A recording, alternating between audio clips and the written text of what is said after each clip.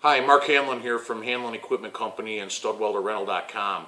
In this Step 2 video, we're going to show you how to set up the gun for the larger diameter threaded, the Drawn Arc Weld Studs. We've got our studs here. These are 1/2 inch diameter stainless steel, and the studs come with these ferrules. The parts that we're going to need for the gun include a ferrule grip, which I already have installed in the foot. There's a 1/2 inch arc chuck. We're going to need an Allen wrench and a chuck key ejector here.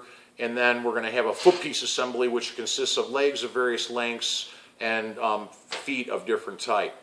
Now for this, we already have a gun that's already set up to go. I'm going to go over the installation of the parts now. The first thing we want to do is install the arc chuck, and that's just kind of a tapered fit, so we can just put that in there like this.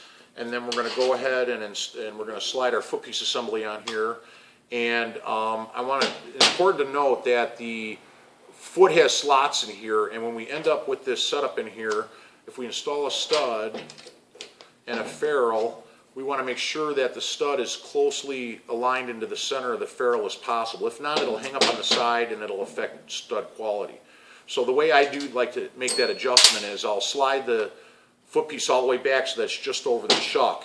And these two screws can be loosened to adjust this so that it's centered. I haven't done a real good job here, but we'll roll with that.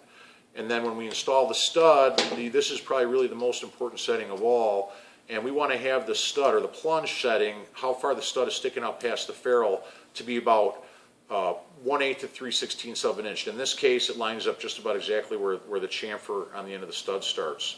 And then we're going to lock down that foot piece assembly with the screws on both sides.